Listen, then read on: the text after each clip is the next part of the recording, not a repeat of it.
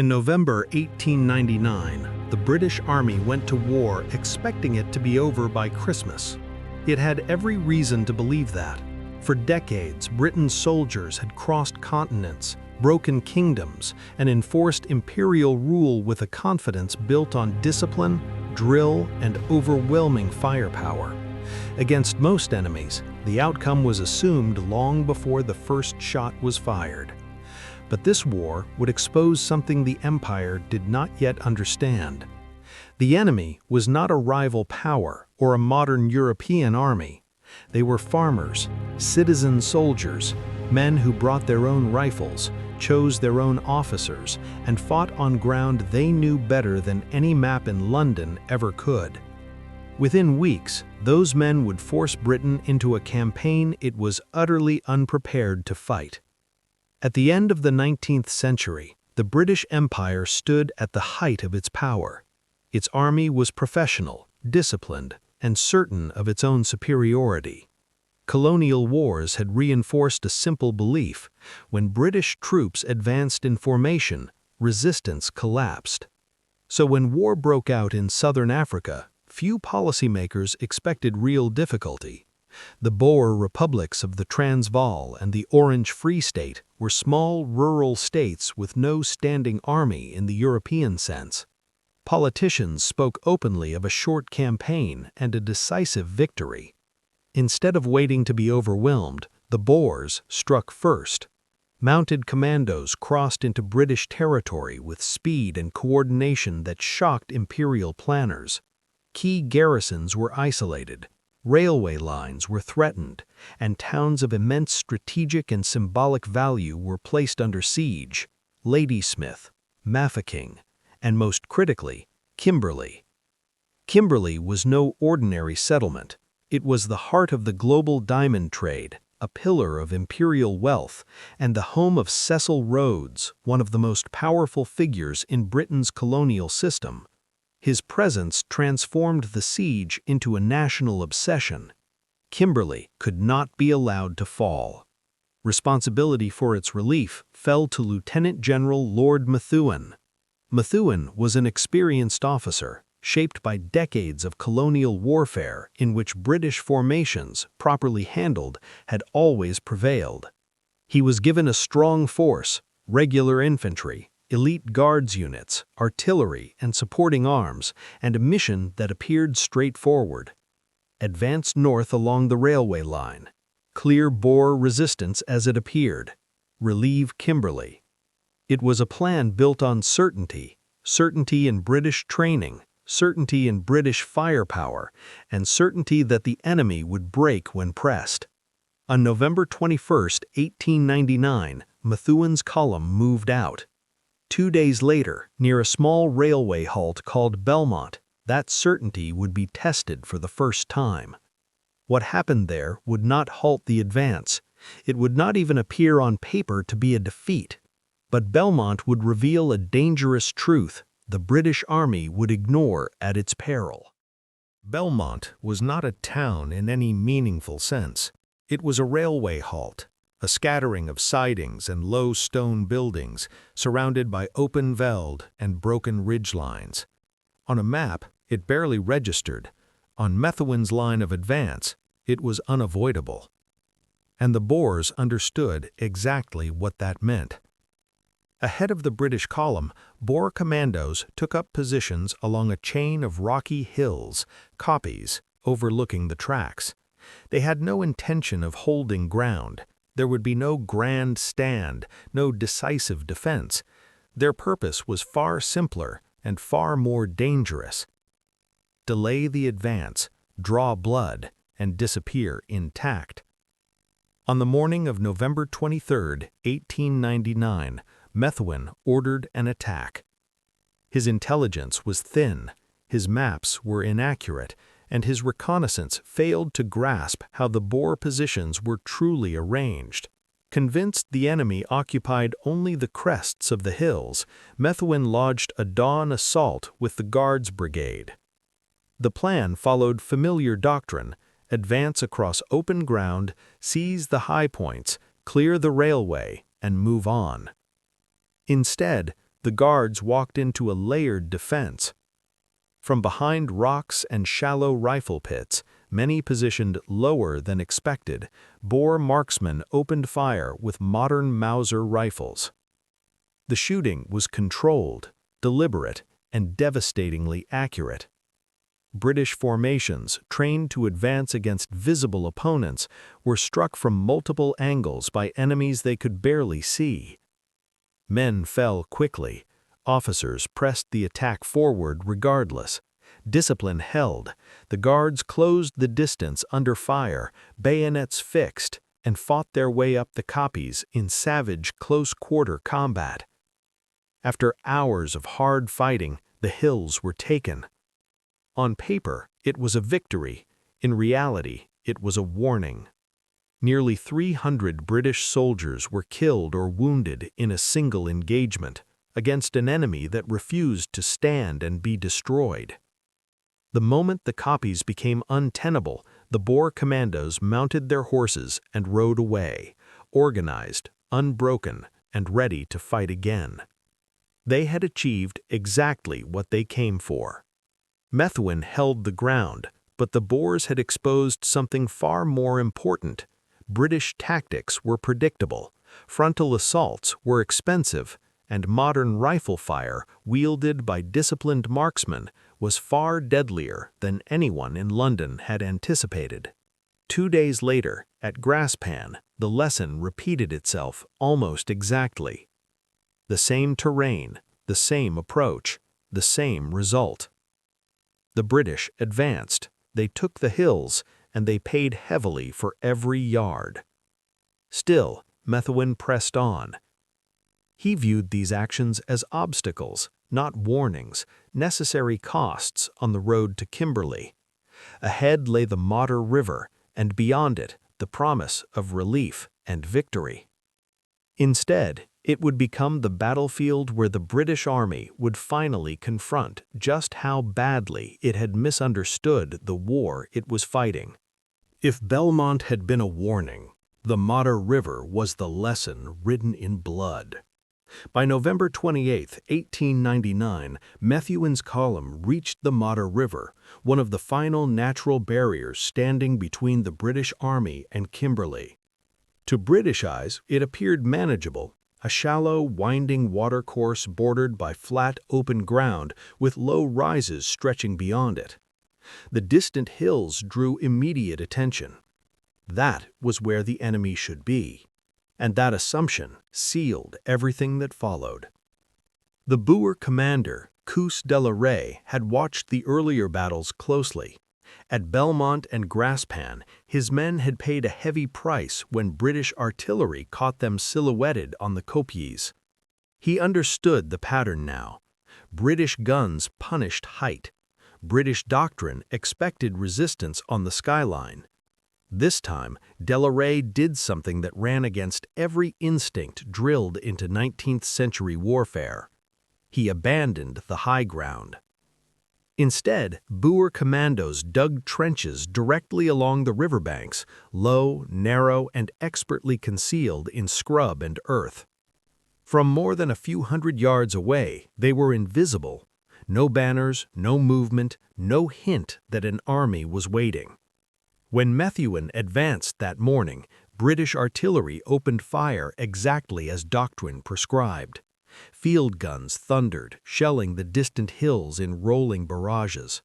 For hours the guns roared, churning earth and stone along the ridgeline. They were firing to nothing. Behind the barrage, the infantry moved forward across open ground in extended order, expecting resistance from the far bank or the slopes beyond. Then, without warning, the river itself seemed to erupt. From trenches less than 1,000 yards away, Boer riflemen unleashed a single crushing wave of fire.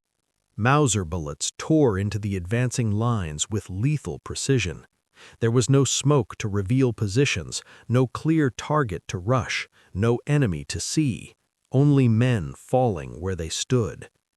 Units dropped flat, clawing at the earth as fire raked the open veld. Attempts to push forward collapsed almost immediately. The sun climbed higher, Water ran low.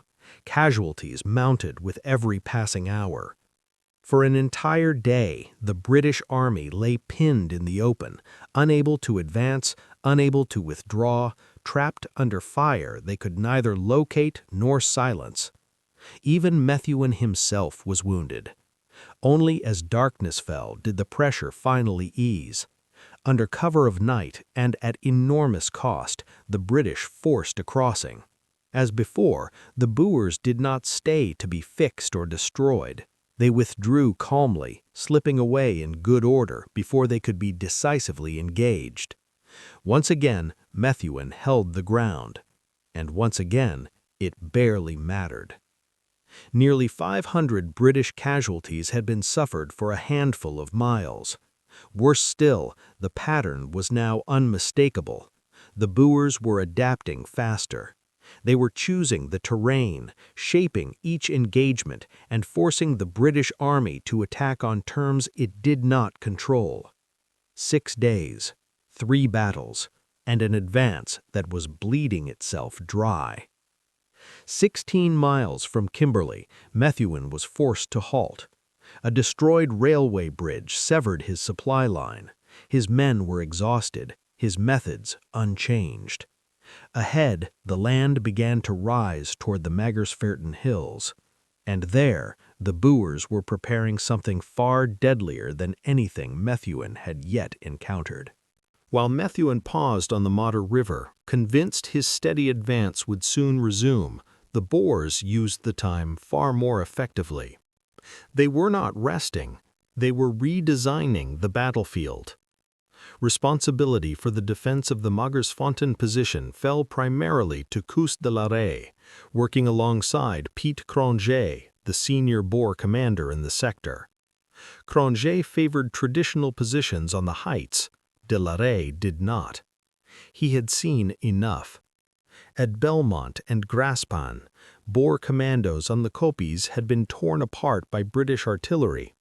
At the Modder River, trenches dug low and close had neutralized that same firepower almost entirely.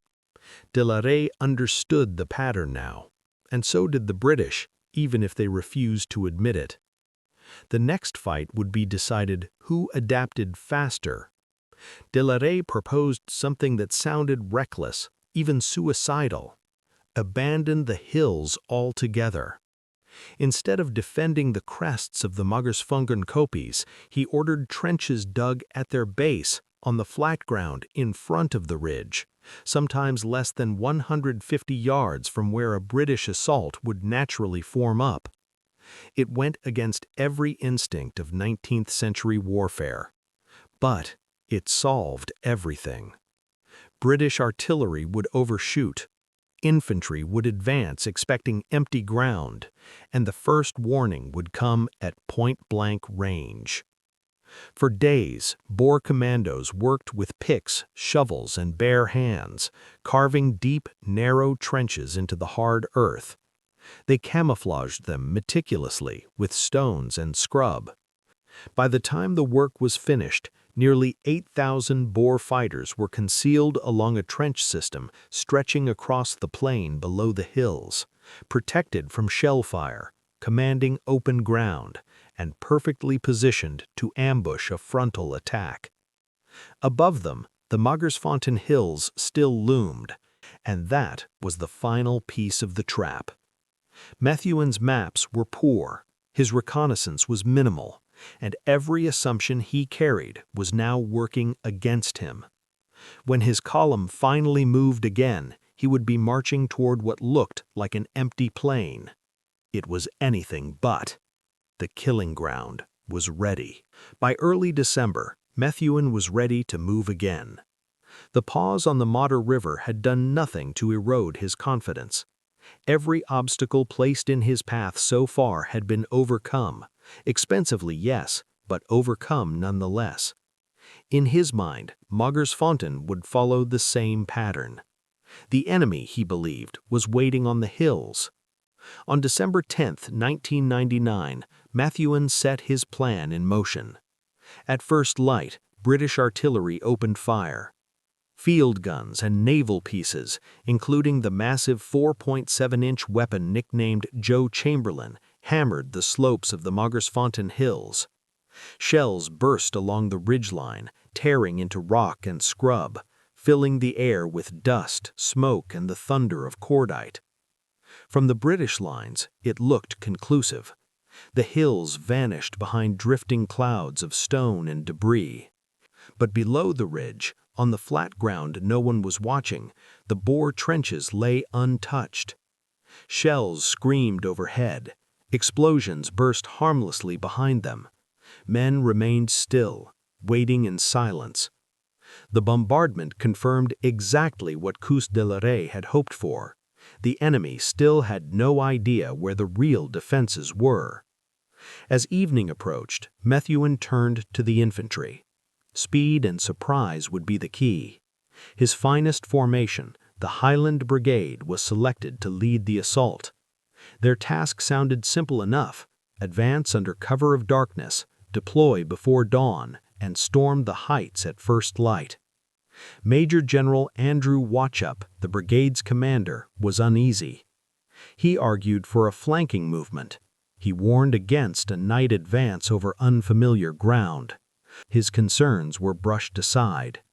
The maps were vague. Reconnaissance was incomplete. As night closed in, rain began to fall, cold, steady, and unforgiving. In darkness and mud, nearly 4,000 Highlanders formed up in close column and moved out silently across the plain. Ahead of them, the hills rose dark against the sky. They believed that was where the danger waited. In reality, the enemy was already watching, few hundred yards away. Just before 4 in the morning, as the eastern horizon began to pale, the guides halted.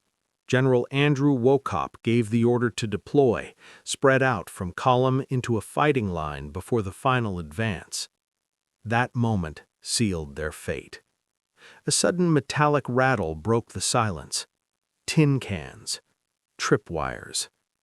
From shallow trenches carved into the flat ground ahead, less than 400 yards away, Boer riflemen rose almost as one.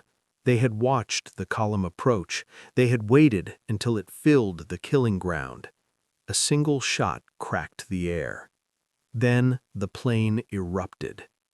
Mauser fire slammed into the packed ranks. Men fell before they could move, before they could even understand where the fire was coming from. The Black Watch at the front took the brunt, formations collapsing in seconds under a storm they could not answer. What had been order became chaos. Commands were shouted and lost. Some men tried to deploy, others surged forward, a few turned back. Every movement drew more fire. Within minutes, General Wauchope was hit near the front, killed almost instantly. The brigade's leadership vanished with him. As daylight spread across the veld, the truth became clear. The Highland Brigade was pinned flat on open ground, facing an enemy they could barely see, firing from trenches no one had expected. Behind them, British guns continued to pound the hills. The real battle was happening below the ridge, and it was already slipping out of control. By sunrise, the attack no longer existed. Survival did. Hundreds of Highlanders lay pressed into dirt and wet grass, bodies rigid with exhaustion and fear. Ahead of them, the Boer trenches were little more than shadows, thin cuts in the earth, but the rifle fire pouring from them was steady, deliberate, precise. Any movement was punished. A head lifted, a man crawled, an officer stood to signal. Each drew an immediate volley. Then came the final cruelty. British artillery, still convinced the enemy occupied the hills, opened fire again. Shells burst behind the Highlanders, showering them with debris and shrapnel. The brigade was now trapped between Boer rifles in front and British guns behind. There was no safe direction. Hour after hour passed, pinned, bleeding, leaderless. Methuen could see it clearly at last. There would be no breakthrough. No collapse of the Boer line, no victory pulled from discipline or courage. The trenches still held, the rifle fire still came, and every minute meant more dead. The order to withdraw was finally given. At first, it was cautious, small groups crawling back, dragging the wounded when possible. But once movement began, control dissolved. Men who had been frozen in place for hours suddenly ran. What began as a measured retreat unraveled into disorder. The Boers recognized the moment instantly. Their artillery opened fire. Riflemen rose to engage at longer range, harassing the withdrawal without reckless pursuit. They did not need to chase. The ground itself had done the work. By dusk, British troops were streaming back toward the Modder River, shaken, disorganized, defeated. On the veld behind them lay hundreds of fallen Highlanders, many within sight of trenches they never knew existed. The trap had worked. Magersfontein was over. The scale of the disaster became clear the following morning. As roll calls were taken along the Modder River, the numbers told the story. Nearly 1,000 British casualties, killed, wounded, or missing. The Highland Brigade had been shattered. Entire companies ceased to exist. Their commander, Andrew Wauchope, lay dead less than 200 yards from the Boer trenches. For the British Army, this was more than a defeat, it was a humiliation. The Boers counted their losses in the low hundreds. They had held their ground, preserved their force, and broken a professional army through preparation, discipline, and adaptation. Koos de la Rey's trench system had done exactly what it was meant to do: neutralize artillery and turn British doctrine against itself. News of Magersfontein reached Britain like a hammer blow. Elite regiments broken, a general killed, Kimberley still under siege. And Magersfontein was not alone. Stormberg, Magersfontein, Colenso. 3 defeats in 6 days, soon remembered as Black Week. Each exposed the same flaws: poor reconnaissance, rigid tactics, and unchallenged assumptions of superiority. The myth of British invincibility cracked in full view of the world. What happened on that stretch of veld was not an anomaly, it was a warning. Entrenched infantry with modern rifles had changed warfare forever. For the Boers, it was vindication. For the British Empire, it was a reckoning. Magersfontein was over, but its lesson, written in blood and ironstone, had only just begun to shape the future of war.